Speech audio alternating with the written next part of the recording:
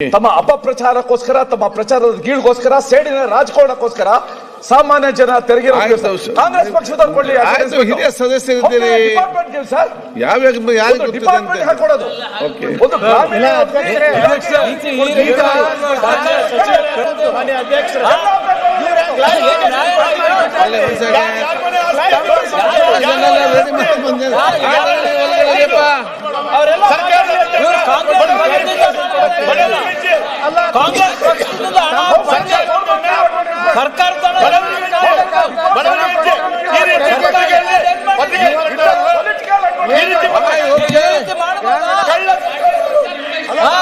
ಕಳ್ಳ ಸರ್ಕಾರ ಇದು. ಅವರು ಮಾತಾಡ್ತಾರೆ, ಉತ್ತರ ಕೊಡ್ತಾರೆ. ನೀವು ಕೂತ್ಕೊಳ್ಳೀಗ ಎದ್ದು ನಿಂತು ಏನ್ ಮಾಡ್ತಾರೆ ನೀವು? ಅಡ್ವರ್ಟೈಸ್ಮೆಂಟ್ ಅವ್ರು ಉತ್ತರ ಕೊಟ್ಟಿದ್ದಾರೆ. ಪೇಪರ್ ಒಂದು ಅಡ್ವರ್ಟೈಸ್ಮೆಂಟ್, ನೀವು ಒಂದು ಅಡ್ವರ್ಟೈಸ್ಮೆಂಟ್ ನಿಮ್ದು ಅವ್ರು ಉತ್ತರ ಕೊಡ್ತಾರೆ. ಅದನ್ನು ಹೇಳಿದಾರಲ್ಲ, ಅವ್ರು ಹೇಳಿದ್ದಾರೆ. ಅದನ್ನು ಏನಂತ ಹೇಳಿದ್ದಾರೆ? ಸುರೇಶ್ ಕುಮಾರ್ ಹೇಳಿದ್ದಾರೆ ನಿಮ್ಮ ಪರವಾಗಿ. ಅವ್ರು ಮಾತಾಡಿದ್ದಾರೆ, ನೀವು ಮತ್ತೆ ಮಾತಾಡ್ತೀರಿ.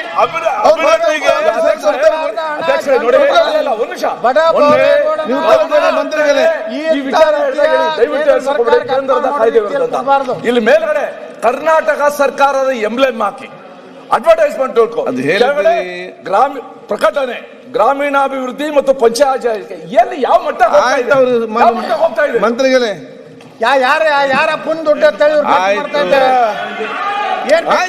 ಈಗ ಒಳ್ಳೆ ಆಯ್ತು. ಅಭಿವೃದ್ಧಿಗೆ ಹಣ ಕೊಡಲಿಕ್ಕೆ ಯೋಗ್ಯತೆ ಇಲ್ಲ.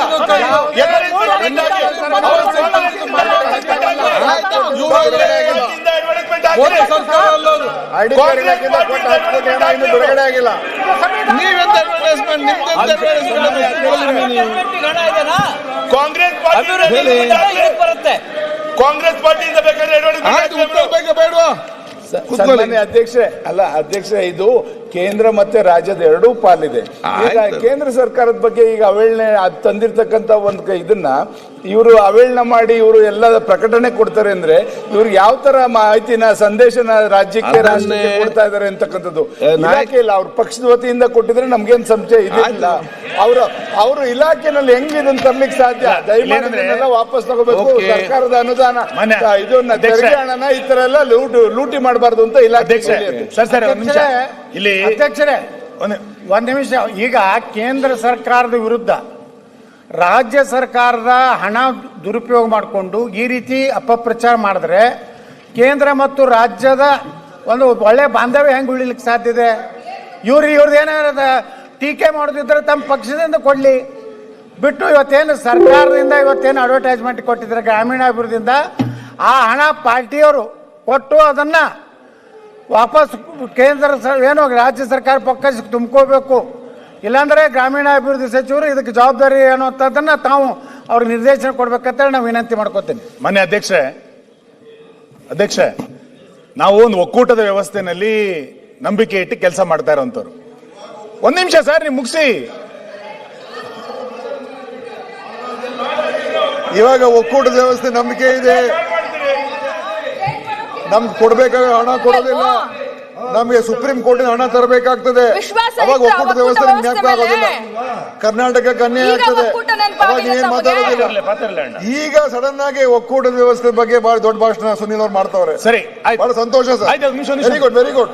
ಮೊನ್ನೆ ಪುನ್ನಣ್ಣವರು ಬಹಳ ಕೋಆಪರೇಟಿವ್ ಫೆಡರಲಿಸಂ ಅಂತ ತುಂಬಾ ಮಾತಾಡಿದ್ರಲ್ಲ. ಈ ಅಡ್ವರ್ಟೈಸ್ಮೆಂಟ್ ಅದು ಉದಾಹರಣೆನಾ? ಒಂದ್ ನಿಮಿಷ. ಬಹಳ ಎಷ್ಟೆಲ್ಲ ಅವರು ಕೋಆಪರೇಟಿವ್ ಫೆಡರಲಿಸಂ ಅಂತ ನೂರಕ್ಕೆ ಸತ್ಯ. ಕೇಂದ್ರ ಸರ್ಕಾರದ ವಿರುದ್ಧ ರಾಜ್ಯ ಸರ್ಕಾರ ಹೇಗೆ ರೀತಿ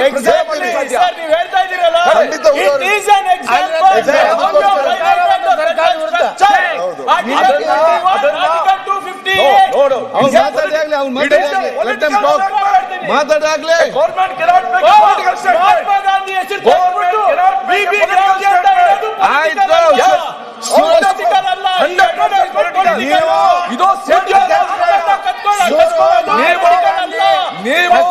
ಸುರೇಶ್ ಕುಮಾರ್ ಮಾತಾಡಿ ಮುಗಿಸ್ಲೇ. ಮನೆ ಅಧ್ಯಕ್ಷರೇ. ನೀತಿ ಆಯೋಗ ನೀತಿ ಆಯೋಗ ಸಭೆಗೆ ಹೋಗೋದಿಲ್ಲ, ಇಲ್ಲಿ ಬಂದು ಹಿಂಗ್ ಹೋಗಾಡ್ತೀರಾ. ಇನ್ನೇನ್ ಮತ್ತೆ ಅಡ್ವೈಸರಿ ಕಮಿಟಿ ಇದು ನೀತಿ ಆಯೋಗ ವಿಸರ್ಜನೆ ಮಾತಾಡ್ಲಿ ಮತ್ತೆ ಉತ್ತರ ಕೊಡಿ. ನೀತಿ ಆಯೋಗ ಈಗ ಪ್ಲಾನಿಂಗ್ ಕಮಿಷನ್ ಅಲ್ಲಿ ಏನೇ ಪಾಸ್ ಆದ್ರೂ ಕೂಡ ಫೈನಾನ್ಷಿಯಲ್ ಬೈಂಡಿಂಗ್ ಇರ್ತಾ ಇತ್ತು. But NITI Aayog is only advisory, it is not bound by finance department. Sir, ಈಗ ಕೇಂದ್ರ ಸರ್ಕಾರ ಮಾಡಿದಂತ ಒಂದ್ ನಿಮಿಷ, ಕೇಂದ್ರ ಸರ್ಕಾರ ಮಾಡಿದಂತ ಒಂದು ಕಾಯ್ದೆಯನ್ನ ರಾಜ್ಯ ಸರ್ಕಾರ ತನ್ನ ಇಲಾಖೆ ಹಣದಿಂದ ಇವತ್ತು ಅಡ್ವರ್ಟೈಸ್ಮೆಂಟ್ ಅನ್ನ ಕೊಟ್ಟಿದೆ. ಆಯ್ತು, ಇವರು ಅದಕ್ಕೇನೋ ಸಮರ್ಥನೆ ಮಾಡ್ಕೋತಾ ಇದ್ದಾರೆ. ನಾನು ಕೇಳ್ತೀನಿ ನಿಮಗೆ, ನಾಳೆ ರಾಜ್ಯ ಸರ್ಕಾರದ ಯಾವುದೋ ಒಂದು 2 ಕಾನೂನು ಬರುತ್ತೆ.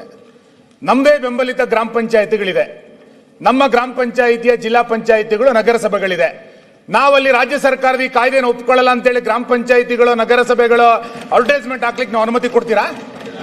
ನಾವು ಪಿಡಿಒಗಳಿಗೆ ಹೇಳಿ ಅಡ್ವರ್ಟೈಸ್ಮೆಂಟ್ ಮಾಡಿಸ್ತೀವಿ, ಒಪ್ಕೋತೀರಾ ನೀವು? ಗ್ರಾಮೀಣ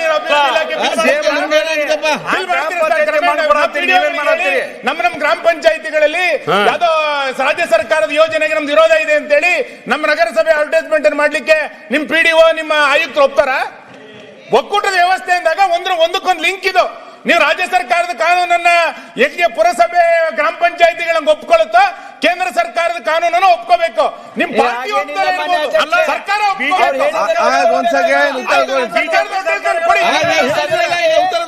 ನಾಳೆ ಮಾನ್ಯ ಅಧ್ಯಕ್ಷ,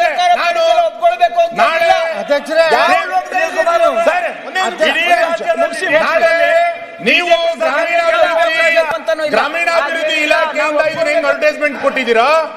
ನಾಳೆ ನನ್ನ ಕ್ಷೇತ್ರದಲ್ಲಿ ನನ್ನ ಬಿಜೆಪಿ ಬೆಂಬಲಿತ 25 ಗ್ರಾಮ ಪಂಚಾಯಿತಿಗಳಿದೆ, ಮುನ್ಸಿಪಾಲಿಟಿಗಳಿದೆ, ಪಟ್ಟಣ ಪಂಚಾಯಿತಿಗಳಿದೆ. ನಾವು ರಾಜ್ಯ ಸರ್ಕಾರದ ವಿರುದ್ಧ ಒಂದು ನಿರ್ಣಯ ಮಾಡಿ ಅಡ್ವರ್ಟೈಸ್ಮೆಂಟ್ ಕೊಡ್ತೀವಿ, ನೀವು ಒಪ್ಪಿಗೆ ಕೊಡ್ತೀರಾ? ಅದಕ್ಕೆ ಎಷ್ಟು ದುಡ್ಡು ಕೊಡ್ತೀರಾ ಅದಕ್ಕೆ ನೀವು? ಹೇಳಿದ್ರಲ್ಲ ಈಗ. ಅಲ್ಲ, ಮನೆ ಸಭಾಧ್ಯಕ್ಷ ಒಂದೇ ನಿಮಿಷ, ಮನೆ ಸಭಾಧ್ಯಕ್ಷ ಮಹಾತ್ಮ ಗಾಂಧಿ ಬಗ್ಗೆ ಮಾತನಾಡ್ತಕ್ಕಂಥ ಇವರು 650 ಬಾರ್ಲೈಸೆನ್ಸ್ ಕೊಟ್ಟಿದ್ದಾರೆ. ಇವ್ರು ಮಹಾತ್ಮ ಗಾಂಧಿ ಬಗ್ಗೆ ಮಾತನಾಡ್ತಕ್ಕಂಥ ಯೋಗ್ಯತೆ ಸರ್ಕಾರಕ್ಕಿದೆ, ಅದನ್ನ ಉತ್ತರ ಕೊಡ್ಲಿ. ಬಾರ್ಲೈಸೆನ್ಸ್ ಕೂಡ ಕೊಟ್ಟಿದ್ದಾರೆ, ಇವ್ರು ಮಹಾತ್ಮ ಗಾಂಧಿ ಬಗ್ಗೆ ಮಾತಾಡ್ತಾರೆ. ಏನ್ ಯೋಗ್ಯತೆ ಇದೆ ಮಾತನಾಡಕ್ಕೆ? ಗುಜರಾತ್ ಅನಧಿಕೃತವಾಗಿ ಎಷ್ಟು ಮಾರಾಟ ಆಗ್ತಾ ಇದೆ ತಿಳ್ಕೊಳ್ಳಿ.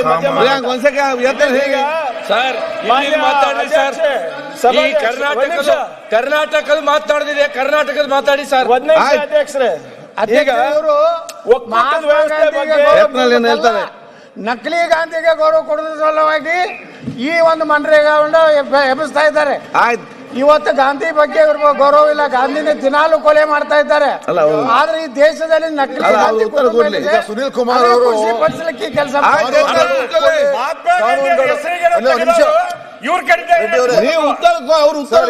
ಚರ್ಚೆ ಆಗಲಿ. ಸುನೀಲ್ ಕುಮಾರ್ ಅವರು ಕಾನೂನು ಒಪ್ಕೊಳ್ಳೇಬೇಕು ಅಂತ ಹೇಳಿದ್ರು. ಈಗ ಈ ದೇಶದಲ್ಲಿ ಫಾರ್ಮ್ ಲಾಗಳು ಮಾಡಿದ್ರು, ಯಾರು ಒಪ್ಕೊಂಡ್ರ ಆ 3 ಕಾನೂನುಗಳನ್ನ? ಇಡೀ ದೇಶದ ವಿರೋಧ ಆಗ್ಲಿಲ್ವಾ? ನಾವು ವಿರೋಧ ಮಾಡ್ಲಿಲ್ವಾ? ಇಲ್ಲಿ ಎಲ್ಲ ಕಡೆ ಗಲಾಟೆ ನಡೀಲಿಲ್ವಾ?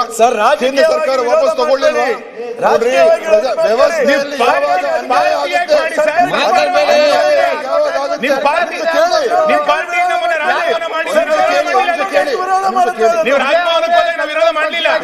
ಕೇಳಿ, ಸಾಮಾಜಿಕವಾಗಿ ನಾವು ಅದನ್ನು ವಿರೋಧ ಮಾಡುದು, ಅಸೆಂಬ್ಲಿಯಲ್ಲಿ ವಿರೋಧ ಮಾಡುದು, ಸಾಕಷ್ಟು ರಾಜ್ಯಗಳಲ್ಲಿ ವಿರೋಧ ಆಯ್ತು. ದೆಹಲಿಯಲ್ಲಿ 1 ವರ್ಷ ಕಾಲ ರೈತರು ವಿರೋಧ ಮಾಡುದು, ನೀವು ತಿರುಗಿ ಕೇರೆ ಮಾಡ್ಲಿಲ್ಲ. ನೀವು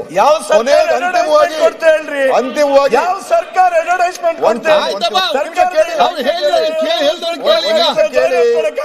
ಒಂದ್ ನಿಮಿಷ ಕೇಳಿ. ಯಾವಾಗ ಒಂದು ಕಾನೂನು ರಾಜ್ಯಕ್ಕೆ ಮಾರಕ ಆಗತ್ತೆ, ಯಾವಾಗ ಒಂದು ಕಾನೂನು ರಾಜ್ಯ ಹಿತಾಸಕ್ತಿ ವಿರುದ್ಧ ಇದೆ, ಅದ್ರ ಬಗ್ಗೆ ನಾವು ಮಾತಾಡಕ್ಕೆ ನಮ್ಗೆ ಹಕ್ಕಿಲ್ಲ ಅಂತ ಹೇಳಿದಕ್ಕೆ ಹಕ್ಕಿಲ್ಲ ಅಂತ ಹೇಳಿದ್ರೆ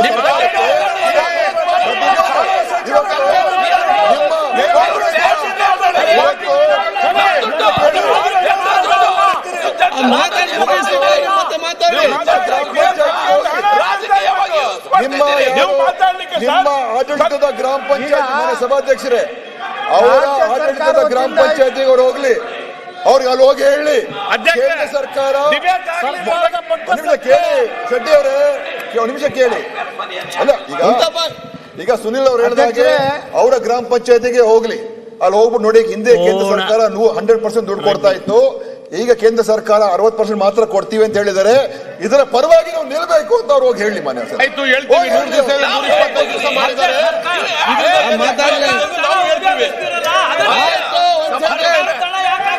ಆಯ್ತು ಸಭಾಧ್ಯಕ್ಷರೇ ಇವರು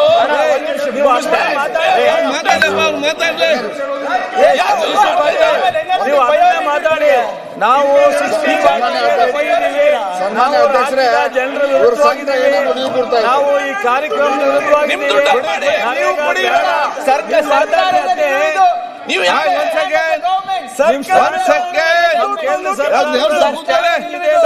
ಶ್ಯಾಮಪ್ರಕಾಶ್ ಪಾಟೀಲ್ ಅವ್ರು ಉತ್ತರ ಕೊಡ್ಲಿ.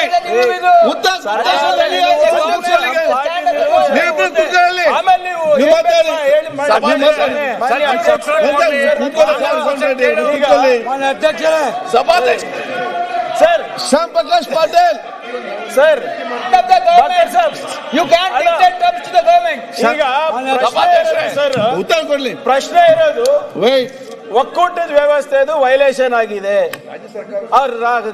ಏನು ಕೇಂದ್ರ ಸರ್ಕಾರ ಏನ್ ಹೇಳ್ತಾ ಇದೆ ಅದನ್ನ ನಾವು ಒಪ್ಕೋಬೇಕು ಕೈ ಕಟ್ಕೊಂಡಿ ಅಂತ ಹೇಳ್ತಾ ಇದ್ರೆ ಅದ್ರ ವಿರುದ್ಧ ಮಾತನಾಡಬಾರ್ದು, ಅಡ್ವರ್ಟೈಸ್ಮೆಂಟ್ ಕೊಡಬಾರ್ದು ಇಲಾಖೆಯಿಂದ ಅಂತ ಹೇಳ್ತಾ ಇದ್ದಾರೆ.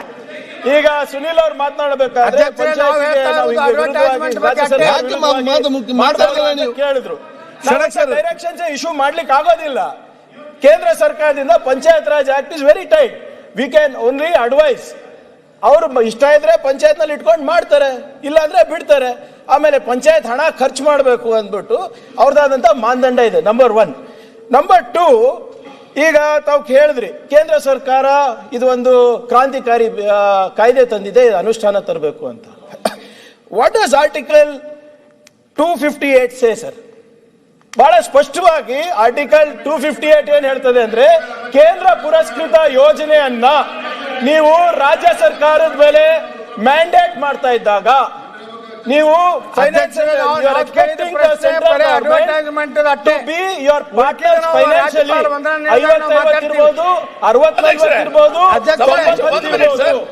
ನೀವು ರಾಜ್ಯ ಸರ್ಕಾರ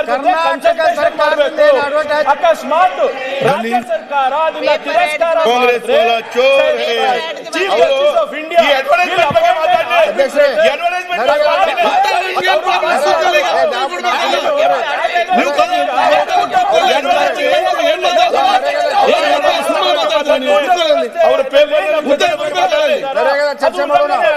ಅವರು ಪೇಪರ್ನಲ್ಲಿ ಕೊಟ್ಟ speaks on the financial commission formation. ಅವರು ನಮ್ಮ ಟ್ಯಾಕ್ಸಸ್ ಎಷ್ಟು ಡೆವಲಪ್ ಮಾಡಬೇಕು, ಕನ್ಸಾಲಿಡೇಟ್ ಫಂಡ್ ಆಫ್ ಇಂಡಿಯಾಗೆ ಎಷ್ಟು ಹೋಗ್ಬೇಕು ಅಂದ್ಬಿಟ್ಟು ಒಂದು ರಿಪೋರ್ಟ್ ತಯಾರು ಮಾಡ್ತಾರೆ. ಆ ರಿಪೋರ್ಟ್ ಅವರು ಬಂದು ಇಲ್ಲಿ ನಮ್ಗೆ ಕೇಂದ್ರ ಸರ್ಕಾರ ಜೊತೆ ಮಾತನಾಡಬೇಕಾದ್ರೆ ನಮ್ಮ ತೆರಿಗೆ ರಾಜ್ಯ ಸರ್ಕಾರದಿಂದ ಎಷ್ಟು ಬರ್ತಾ ಇದೆ, ಲೋಕಲ್ ಬಾಡೀಸ್ ಇಂದ ಎಷ್ಟು ಬರ್ತಾ ಇದೆ, ಪಂಚಾಯತ್ ಇಂದ ಎಷ್ಟು ಬರ್ತಾ ಇದೆ, ಅವೆಲ್ಲಾನು ಲೆಕ್ಕ ಹಾಕಿ CFI ಗೆ ಕೊಟ್ಟು ಅಲ್ಲಿಂದ ಡಿವಲ್ಯೂಷನ್ ಆಗುತ್ತೆ. ಅವರು ಕೂಡ ಇಲ್ಲಿ ಬೆಂಗಳೂರಿಗೆ ಬಂದಾಗ ಮುಖ್ಯಮಂತ್ರಿಗಳ ಜೊತೆ ಚರ್ಚೆ ಮಾಡಿದಾಗ ಎಲ್ಲೂ ಕೂಡ ಇಂಥ ಒಂದು ಕ್ರಾಂತಿಕಾರಿಯಾದಂತಹ ಬಿಲ್ ಬರ್ತಾ ಇದೆ, ಇದ್ರ 40% ನೀವು ಕೊಡಬೇಕಾಗಿದೆ ಅಂತ ಎಲ್ಲೂ ಉಲ್ಲೇಖ ಇಲ್ಲ. Second violation. Third violation article 21 directive principles. ಈ ಅಡ್ವರ್ಟೈಸ್ಮೆಂಟ್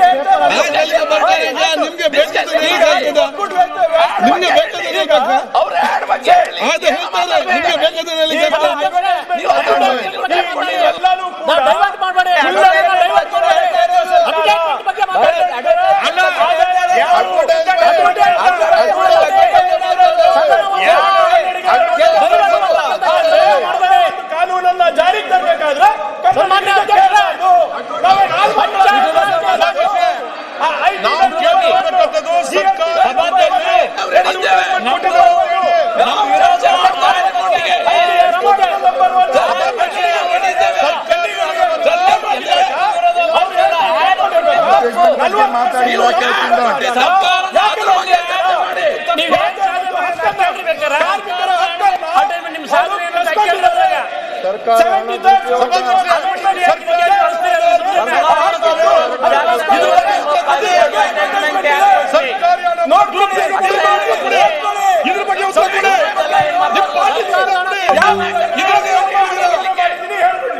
ನಾನು ಅವ್ರು ಮಾಡಿರೋದಂತ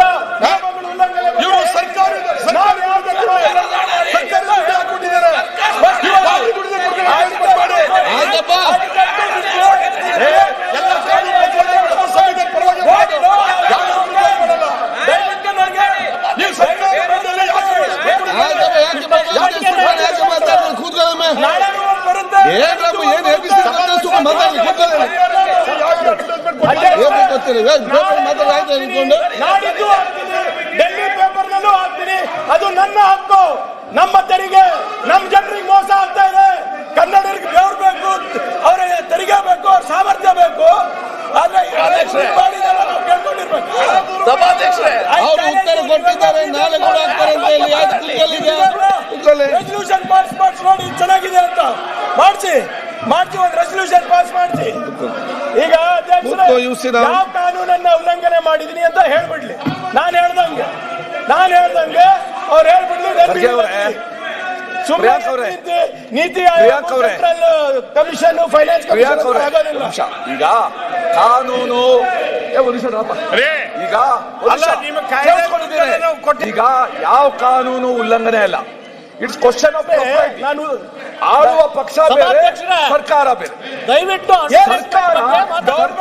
ಸರ್ಕಾರವಾಗಿ ವರ್ತಿಸಬೇಕು.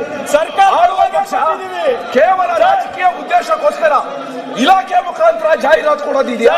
ಇದು ಅಕ್ಷಮ್ಯ ಅಪರಾಧ. ನಾಡಿದ್ದು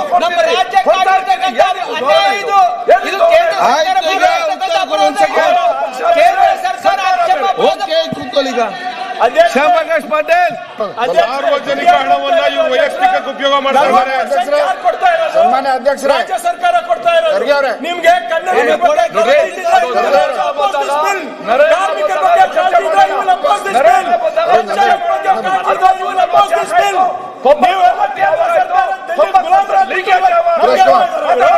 ಓಕೆ, ಸನ್ಮಾನ್ಯ ಅಧ್ಯಕ್ಷರೇ, ಉತ್ತರ ಮುಗೀತು.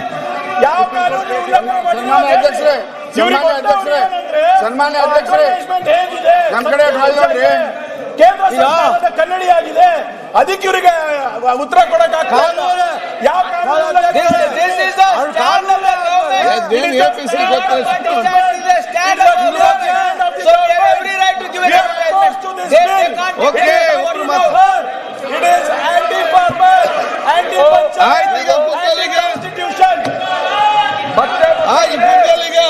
ಈಗ ಒಂದು ಸೆಕೆಂಡ್ ಕೇಳಿ.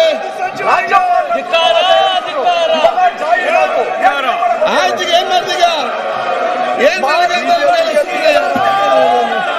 ಮಾತಾಡಿ.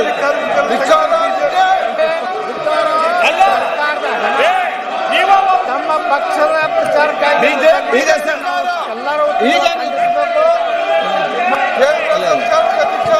ಕೂತ್ಕೊಳ್ಳೋ ಬನ್ನಿ.